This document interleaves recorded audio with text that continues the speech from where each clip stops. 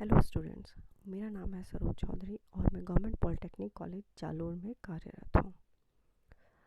आज जो हम पढ़ेंगे उस सब्जेक्ट का नेम है स्ट्रेंथ ऑफ मटेरियल्स, जिसमें टॉपिक जो हम पढ़ेंगे वो है हुक्स लॉ।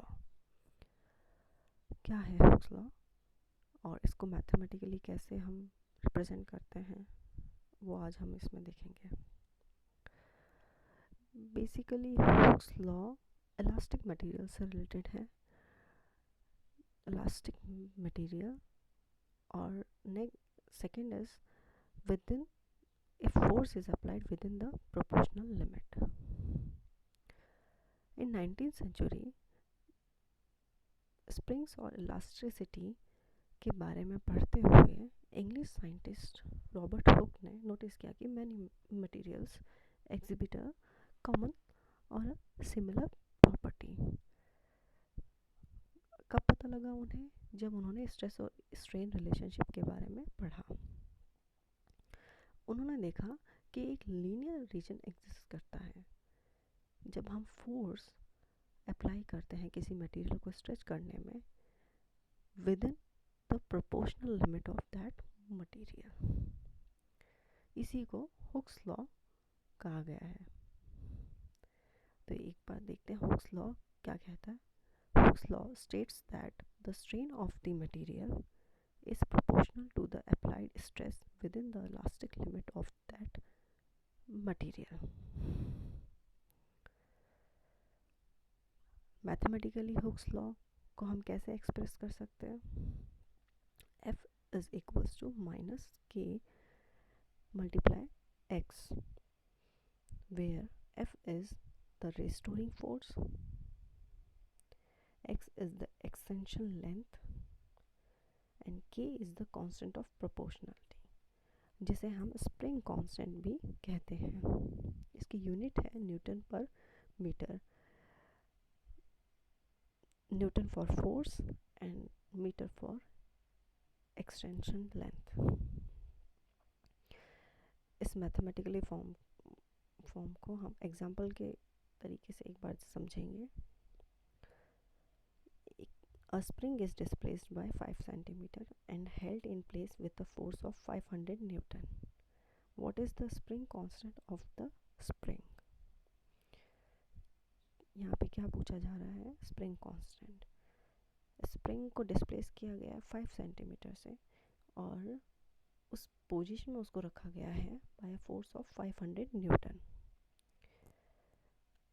यूनिट जो है स्प्रिंग कांस्टेंट की वो है न्यूटन पर मीटर। फोर्स हमें न्यूटन में दिया गया है, बट जो डिस्प्लेसमेंट है वो हमें सेंटीमीटर में है। तो सबसे पहले हम क्या करेंगे, 5 सेंटीमीटर को मीटर में कन्वर्ट करेंगे। 5 centimetre is equal to 0.05 metre. अब हम दोनों वैल्यूज़ इक्वेशन में पुटअप करेंगे। इक्वेशन क्या है हमारी? F is equals to minus k dot x. जो के की हमारी वैल्यू है वो हमारे पॉजिटिव चाहिए। स्प्रिंग कांस्टेंट हमेशा पॉजिटिव होता है। तो यहाँ पे हम मैग्नीट्यूड्स को ध्यान में रखते हुए दोनों मैग्नीट्यूड्स पॉजिटिव है तो हम यहाँ पे माइनस को रिमूव कर देंगे। तो जब हम वैल्यूज़ पुटअप करते हैं तो हमारी इक्वेशन बनती है 500 newton divide by 0.05 metre equals to K equals to 1000 newton per meter. Therefore, the spring constant of the spring is 1000 Newton per meter. Next जो है वो है Hooke's law in terms of stress and strain. Stress क्या होता है? The force applied per unit area. और strain क्या होता है? Change in length to the original length. और सिंपल सी लैंग्वेज में कहें तो the extent to which the material compresses और stretches. Different material respond differently to applied stress.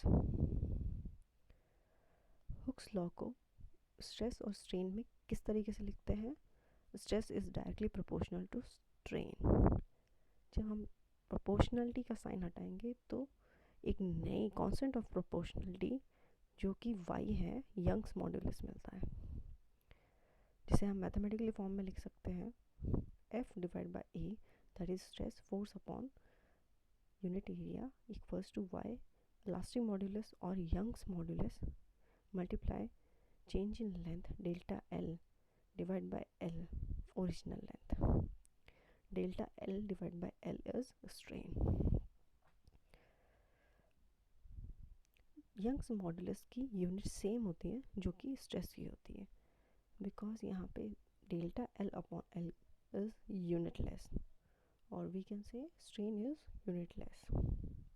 Y is a property of the material used, ये हर material की अलग अलग वैल्यू होती है। हुक्स लॉ जो है यहाँ पे मैक्सिमम जो होल्ड कर सकते हैं या कह सकते हैं फॉलो करता है वो है प्रोपोर्शनल लिमिट तक। प्रोपोर्शनल लिमिट के बाद strain is no longer proportional to the strain. Proportional limit भले ही अचीव हो जाए, उसके बाद अगर मटेरियल पर स्ट्रेस हटाया जाता है, लास्टिंग मटेरियल में इधर गेन इज ओरिजिनल शेप और में परमानेंटली डिफॉर्म, बट जो हुक्स लॉ है वो प्रोपोर्शनल लिमिट तक ही फॉलो होगा। तो ये था Hooke's law. Thank you students.